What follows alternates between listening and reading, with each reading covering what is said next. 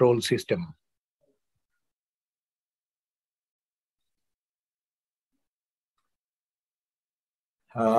This VTS is a shoreside maritime assistance service that supports bridge teams in their safe navigation of port approaches and other areas that present navigational difficulties. But this information service or this traffic control system is for the purpose of safe navigation of port approaches and other areas where there is a navigational difficulties there. The VTS is implemented in national waters and provides vessels with information through transmission and broadcast on very high frequency. That's VHF radio. So obviously, as I was saying, all this ship's routine system, this traffic control system, all are implemented in national waters, that is within the territorial waters of state or states. So basically, all this system that we talked about is for the purpose of safe navigation.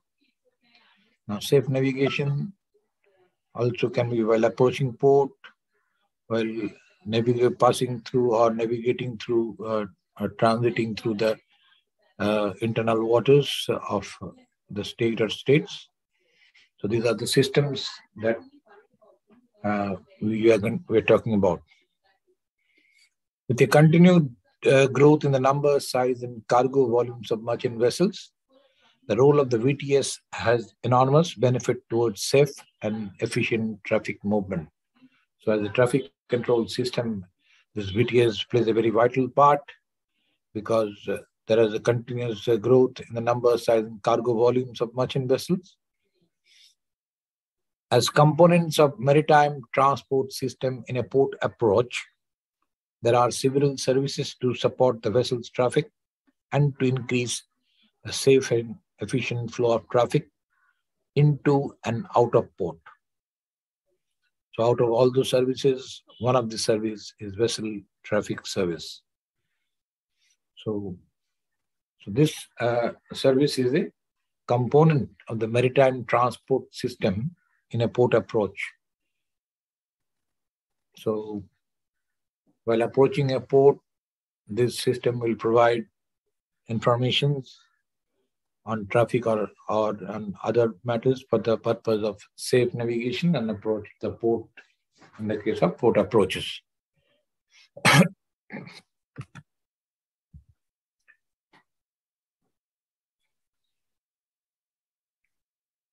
A bit of background. Following its introduction after World War II, VTS was no more than a radar chain. When vessels were delayed during periods of poor visibility, port operations came to a halt, spreading vessel delays throughout the transport chain to shore, regularly leading to disruptions and problems in the storage of goods. To minimize these disruptions, shore-based radar chains for traffic monitoring were implemented to ensure the traffic flowed efficiently in port areas, even during the periods of reduced visibility. That means basically, earlier it was a radar chain. With the help of radar, you start making approaches. So that was not much of a advanced communication system in this maritime transport towards the approach of a port.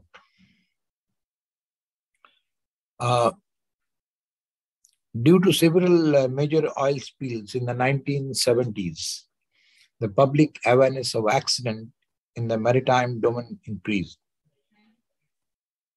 That was one part of it, the port approach, and now talking about the safety of navigation. All those oil spills in 1970s. So the awareness of accident in the maritime domain increased. This was followed by the need for harmonization and cooperation among the radar chain operators and other actors such as pilots.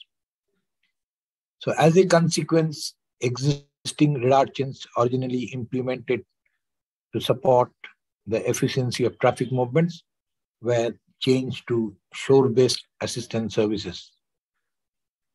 VTS, which in addition to efficient operation, also sought to ensure that traffic flowed safely and decrease its environmental impact. In 1985, the IMO adopted resolution guidelines for vessel traffic services. This resolution was superseded in 1997 by another IMO Assembly resolution on VTS. You see the numbers. Today, there are more than 500 operational services worldwide offering VTS with the primary goal of promoting efficient, safe, and environmentally friendly maritime traffic movement in areas with high traffic density, for example, the Hook of Holland, and sensitive sea areas such as archipelagos or reefs.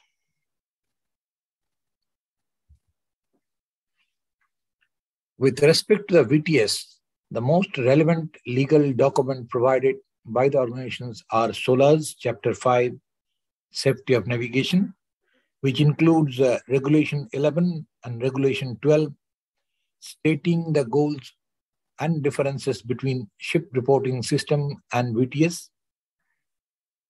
STCW, which assigns the responsibility for the safety of navigation to the master of a vessel, and the United Nations Conventions on the Law of the Sea, UNCLOS, that poses minimal requirement for each member state to implement an information service within territorial waters. In contrast to the IMO, another UN agency, ILA, is a non-governmental and non-profit technical association seeking to harmonize aids to navigation. ILA services to ensure safe and efficient vessel movement and the protection of the marine environment. It was founded in 1957 and its members represent A to N's authorities, manufacturers and consultants and other stakeholders in the maritime cluster. ILA publishes guidelines, handbooks and recommendations that are updated regularly. Within the VTS domain, ILA's primary influence is exercised through publishing the VTS manual, which includes guidelines for education of VTS operators, supervisors, and managers. Now, the VTS manual is updated every 4 years and establishes a standard for service offered at a VTS centers, as well as basic requirements for the education and overall expertise that an operator should have. Now, although the VTS is regulated by the IMO at the international level, the responsibility for implementing a VTS service within national water lies with the competent authority, often the National Maritime Administration. This authority is responsible for assessing whether there is a need for a VTS, determining the level of service that should be offered, and implementing the international guidelines and regulations concerning the VTS within territorial waters. I was earlier mentioning 7.2 regarding the routine system. So I get this is the DLAT. First of all, it is in the territorial waters. So and this is the DLOC. It should be the interest of that authority, administration of that state with the territorial waters. it should be their need. So they have to express their need for this purpose, for the safe navigation, while transiting through that waters or while entering their port approaches. So therefore, they are responsible for this.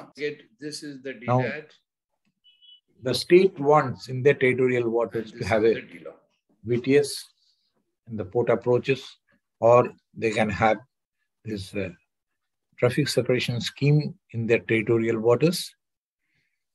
They should want, and they should, the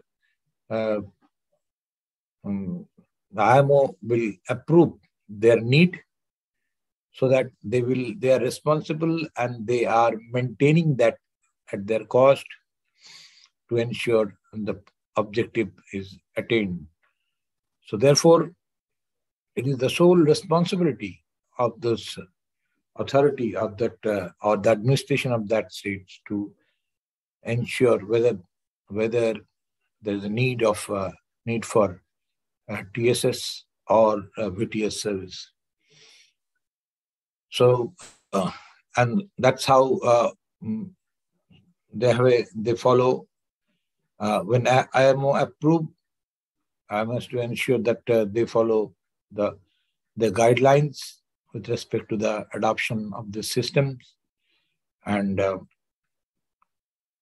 not only that, the maintenance, as I was saying, is also has to be done by this administration of that state. So therefore, in order to adopt these systems, there are guidelines from IMO. Also, another UN agency. It's a requirement as such, as per the SOLAS, the Chapter 5, Safety of Navigation, Regulation 11 and 12, as we mentioned. Also, the guidelines been provided by the ILA, International Association of Lighthouse Authorities. So both those requirements as per this international convention, that is SOLAS, and the guidelines by the IMO this ILA, both takes into account the safety of navigation and also the protection of the marine environment. So therefore, that's how is these systems. If you talk about the ship reporting system or ship routine system or this VTS, all these, this is VTS basically, which is the traffic control system.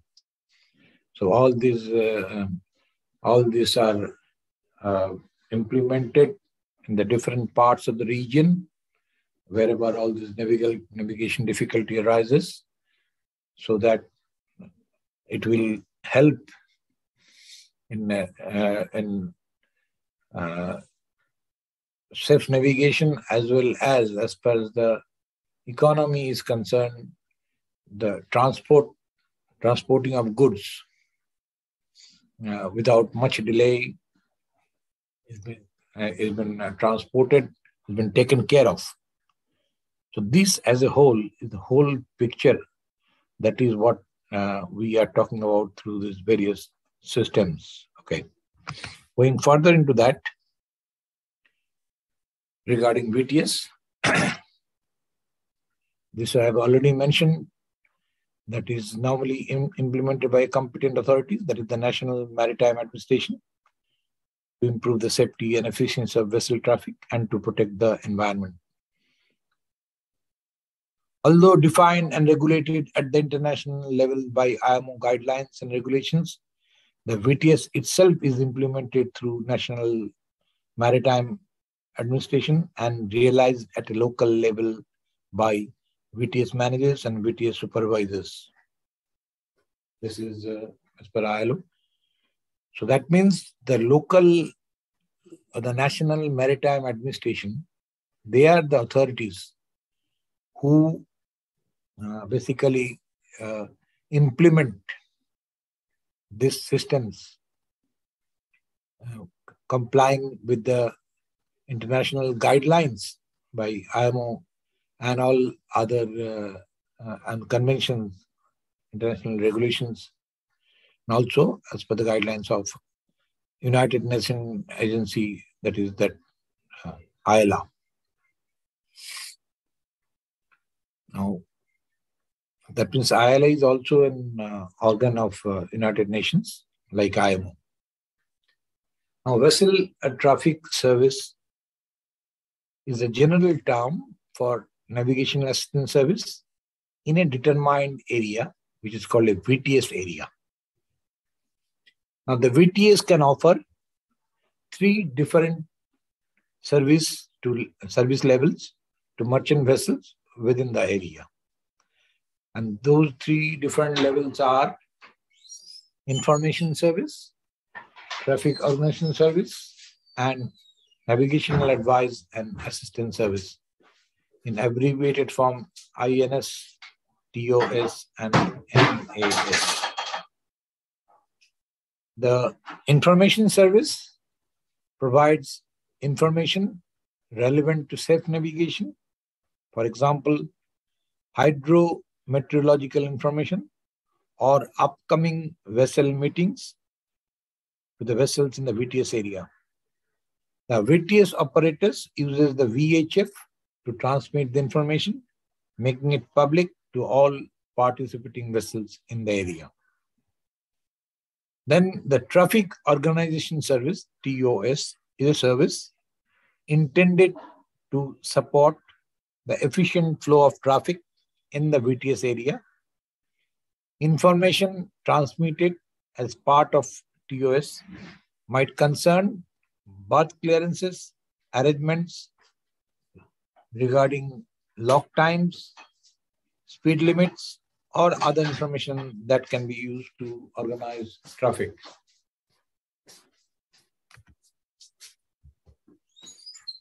And navigational assistance service, the 3rd service level that can be offered by a VTS center, concerns the active support of the decision-making process of a bridge team.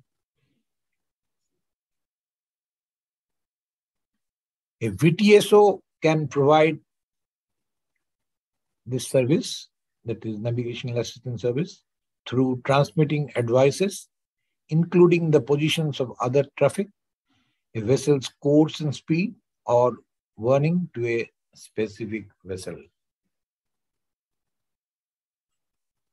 This VTSO, all you know that stands for Vessel Traffic Service Operators.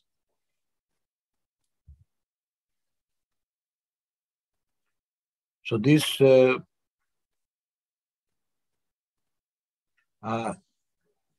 actually giving an overview of what we said in short. So you can have a look here and see that whatever we said, that's given in a brief way. That the VTS service should comprise at least an information service and may also include other. That means the service provided by this VTS operators, they should have at least the information service out of the 3 services that we talked about. So this service is to ensure that the essential information become available in time for onboard navigational decision making. The information service is provided by broadcasting information at fixed times and intervals, or when deemed necessary by VTS, or at the request of the vessel. For example, reports on the position, identity, and intention of traffic, waterway conditions, weather, hazards, or any other factor that may influence vessel's transit. Now, traffic organization service is a service to prevent the development of dangerous. These are the purpose of this, that TOS is to prevent the development of dangerous maritime traffic situations and to provide for the safe and efficient movement of the vessel traffic within the VTS area.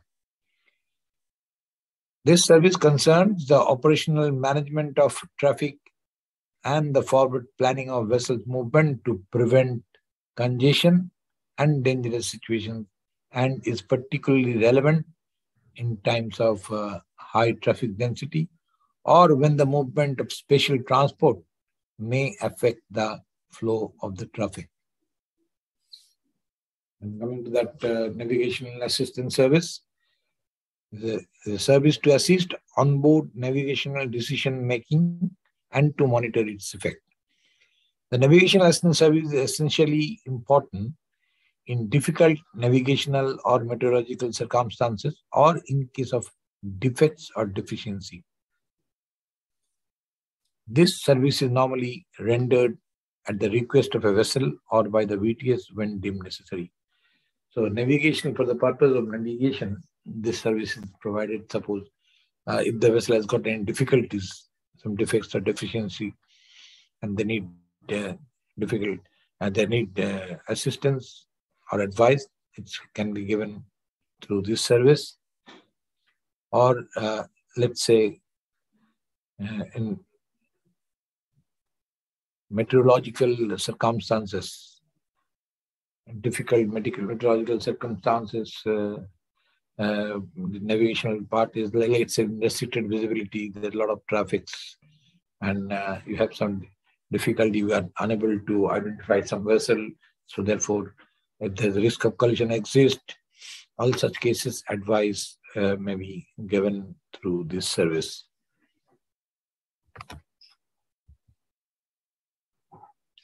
Now, this flow chart shows this. In comparison to INS, navigational services signifies active participation in a bridge team's navigation process. That means it is directly connected with the bridge teams. So the navigation is taking place. So they need some assistance, or for them, the VTS operators can provide some information or advice, so that will help in conducting safe navigation through that area. Now, one thing one has to keep it in mind, and even if this service is at the request of the vessel, that means the vessel bridge team, ultimate decision is master. He may ask for this advice, but it is not necessary that he will follow that, whatever the service they have given, advice they have given.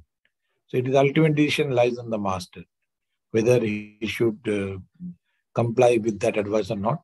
So this is sort of an assistance which helps the bridge team for doing navigation through those areas. So it should not be misunderstood that through this service, whatever advice has been given, vessel has to follow that. It is not necessary. It's all dependent on master's judgment. He can ask for it, but then to comply with it or to do any other amendments or things like that is entirely depends on masters. As far as VTS operators are concerned, they are, when asked for, they are supposed to provide information on this for the purpose of safe navigation. Also, if the ship has got some difficulty, some engine trouble or something like that, or let's take a very general case in the restricted visibility or even in clear visibility, there this navigational aids are going out of control. So in such a case, they can take assistance while advice from there. They can advise the vessel where to anchor, or so that the whole ship knows about it through the service. So therefore, any problem with the ships itself, they can ask for this. through this service will provide them this relevant advice with respect to that.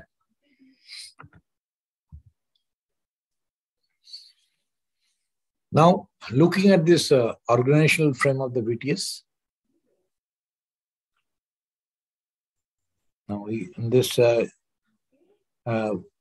once again, we have mentioned the thing, the VTS is locally implemented, as I said, by the competent authority to support the navigation of the maritime fleet in national waters. So this is legally defined by the International Maritime Organization, the highest legislative body. Okay, so all that we have already talked about. And he's talking about the IMO. So that is that everybody knows it. I'm not repeating it. So this all basically this paragraph is all talking about this responsibilities of IMO. What is IMO? What is the job? How this is? What sort of information through which committees? That's all with respect to safety and protection of the marine environment. And these are the relevant regulations. You have to remember this. Sir, break. Yes, go ahead.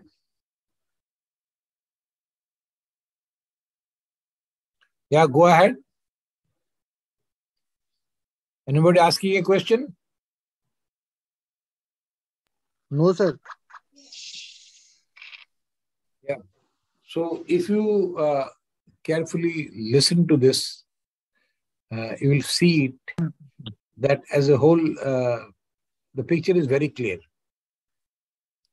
Basically, to get an idea of the VTS or this traffic control system, you should know what is this service is, where it is provided, what type of services. Yes, come again. Sir, ये मेरा sir net नहीं चल रहा है sir. Can I go off sir and come back again sir? Can I take a break sir? Yes sir, break का time भी हो गया. Who is that? Sir, myself Praful Nikam sir. मेरा sir net problem दे रहा है sir. Yeah, in any case, we have got a time for break also already. Yes sir. Thank you sir. 3 minutes हो चुका है. So okay, we will take a break and we'll come back after the break. Okay?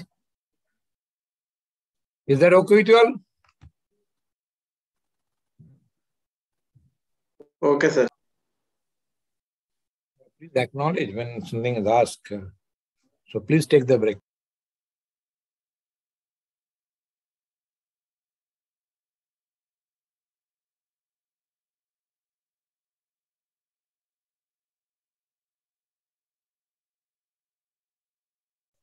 It is understood that while navigating or passing through this VTS area, vessels should adhere to governing rules and regulations.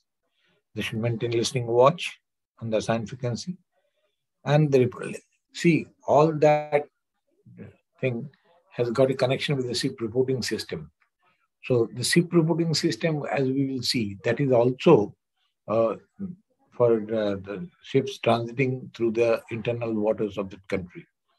So they have this region marked through which you are navigating, you're supposed to report.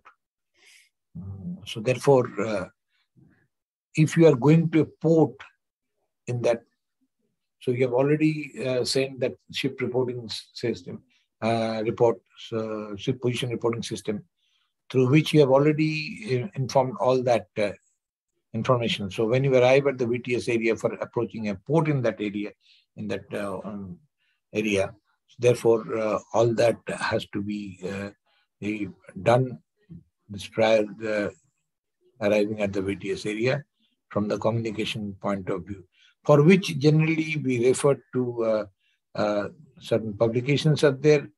They are all this IT publications, ALRS publications, also guide to port entries. All this you will find all the information. Suppose if you are making port in some country, so when you enter the territorial waters, you have to follow certain rules and regulations of those national authorities of that country. Like, for example, if you are in the US waters, there are certain rules and regulations. So a vessel, prior entering the US water, has to be ready with all this. And so that is in addition to that position reporting system. So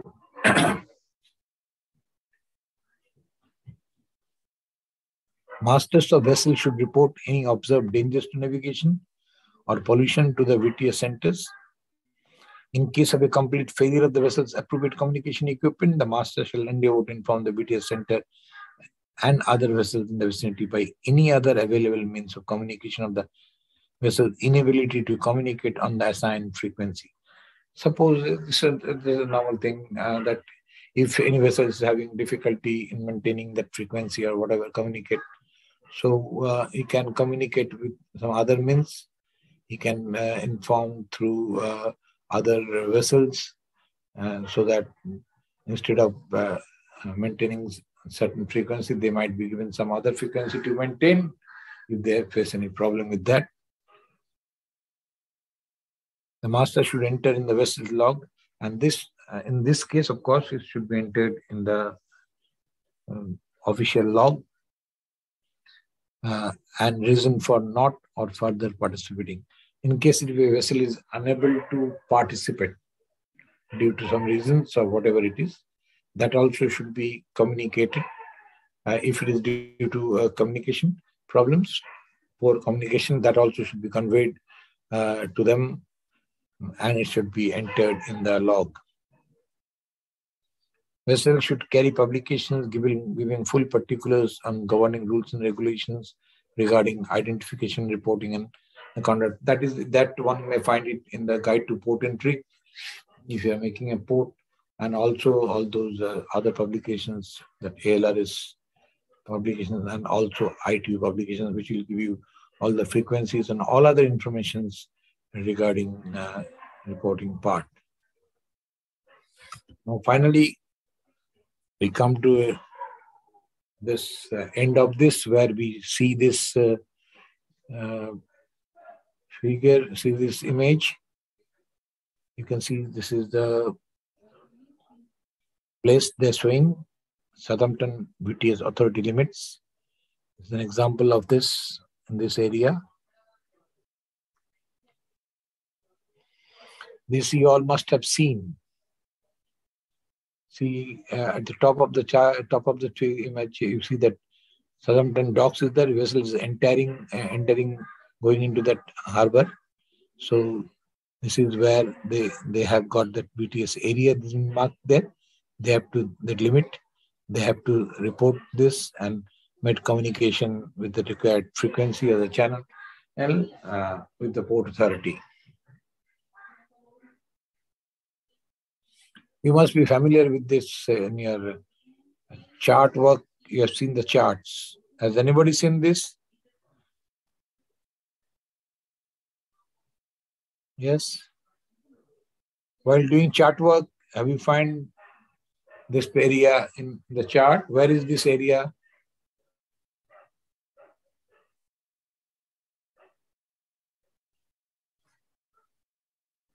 Is it new to you all?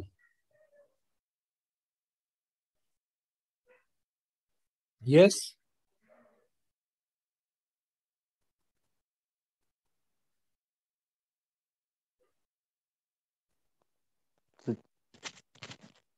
Which is this area? The example showing you the VTS limit and all is Southampton. Where is Southampton? Okay. United Kingdom. Yeah. So you have seen in any chart? ये करके find out and then do it. While doing the chart work?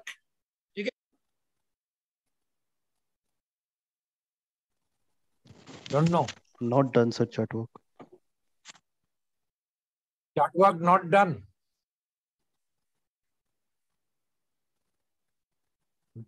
Any chart which would which have this area You have not seen in any chart. In the chart around NAP tower, there are some numericals in the chart work.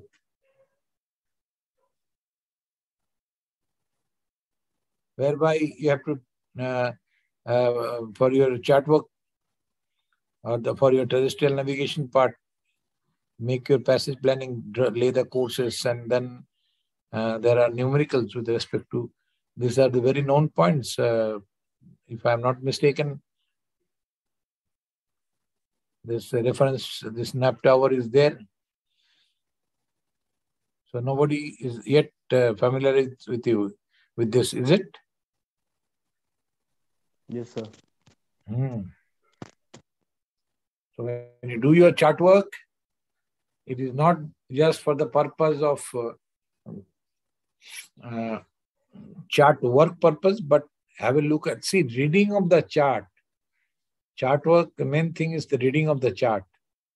So when you are doing on the navigational chart, the reading of the chart is very, very important. If you do not know how to read a chart, you do not know what is there, and you are just doing for the sake of examination purpose, you have been asked to refer to certain charts where you do the plotting part and all this thing.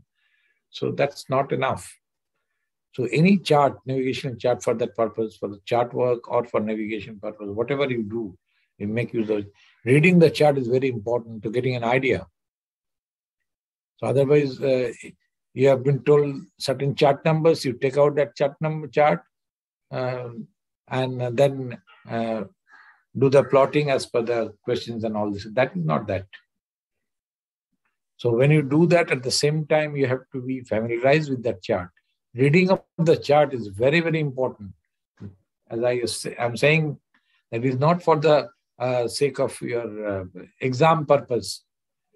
These are numericals from this chart numbers, so you have to do this on this chart only. But also from the navigation point of view, when you do this chart work or terrestrial and coastal navigation, so this reading of chart and understanding of the chart is very, very essential. All those symbols, abbreviations, landmarks, all other things. So all these light buoys, light vessels, landmarks, other things. So this entire, so any chart that you use for navigation purpose or for plotting purpose from the point of view of examination, the chart reading and familiarization with the chart is very, very important. Otherwise what happened, if you suppose you don't do practice and you have been given some plotting in your chart work paper from a certain chart. So now, if you are just worked on that chart, seen on that chart as a practice, so you know those points, you know those landmarks, you know all other reference points and things like that.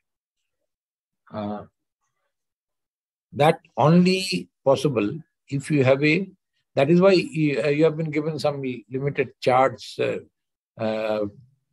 predetermined charts, numbers are there. So at least those charts you should be fully familiarized with. And so everywhere now, when we connect this with respect to the VTS area, in this area there is a VTS. When a vessel is calling at Southampton docks, so practically speaking, when you're doing navigation, actual navigation, there when you see in the chart, so you will there is marked, of course. So there you see, while you're doing navigation, these are the places where you have a VTS center, you have TSS, you have all this on this chart. So this familiarization, this reading of the chart is very, very essential. So therefore, you all should be familiar with it and take it that way. So now people are less bothered nowadays after the ECDIS has come in. Otherwise, before ECDIS came in, it was mandatory to use the paper chart, and whereby the charts are supposed to be kept up to date at all time. And therefore, if you are not while you're correcting a chart, any correction to be made anywhere in the chart, you'll keep hunting around. Where is that? Oh, where is it? What this is to be changed? So otherwise, actual learning with using the paper chart is much more beneficial and learning rather than your EGDIS, these electronic charts. So therefore, there in manual this thing, you come to know a lot of things. You can see that those reference marks, lighthouse, and other things, you can check it with along with this with the ALRS and see that this is what it is. Only what is written there. Now, if I can recollect, in our time, even before this EGDIS came in, some lighthouse this thing specification is given wrong. So now, whether that is correct or not, how do one come to know? Now the question, you see the characteristics of the light are now given, which is not, you were hunting around and couldn't find it. Because probably that was not corrected. And that for correction purpose, you got to refer to LRS. So now when you get everything ready-made nowadays, so you don't learn actually. You don't learn. You have missed out all those things which we had learned it nowadays when it was not so advanced. But learning part is individuals. This thing is, you want to learn, we will tell you this is way to learn. Now you use advanced technique or whatever it is. But this basic fundamentals, has to be there in every mariners. Okay. You get that? Now tell me, very honestly speaking, at sea, you also have noticed, when you are navigating through certain areas, how many times have you seen when you use any reference as a lighthouse or light buoys or all these things, how many of you have cross-checked it? This is the exact one, because you have taken for granted is updated. So what all informations concerning those reference are correct. So, but even otherwise, how many of you have you seen being confirming with reference to the ALRS that has been done? So that is why those days the chart correction was very, very essential. And one may say that the number of incidents, casualties, to some extent, it might have reduced by having the updated chart with you. But those days when it has to be done manually. So if it is not done, then those accident results from this uncorrected chart, where you find the difference of the characteristics of lights or any depth or any dangers through this notices to mariners, it has not been done. So that is why it's very essential, I said, to have used the updated chart and to confirm the references by referring to those publications. So this sort of practice should be there. It's not there at sea at presently, because everybody is used to this advanced technology. Nobody talks about sextant. Nobody talks about checking this, what you call, going through the publications and to check with this regarding the port informations, regarding what you call this information on lights and things like that, lighthouses. All this nowadays, people are not very familiar with. So, but it is only those people who have already done that earlier. Under their guidance, the ships are running with the help of new advanced technology, because they know master actually, as being a senior person, he knows that this information he can get it, or a senior officer, he knows that I can get this information from this, or I can find out this what frequency to be maintained while this. Also, at times you find that it's given the notes on the chart from there also. So therefore, if it is there in the chart, mentioned there with the updated chart. So reading of the chart once again is very, very essential to know the charts. Okay. So with this, we completed this topic of VTS, and we are now left with that ship reporting system. So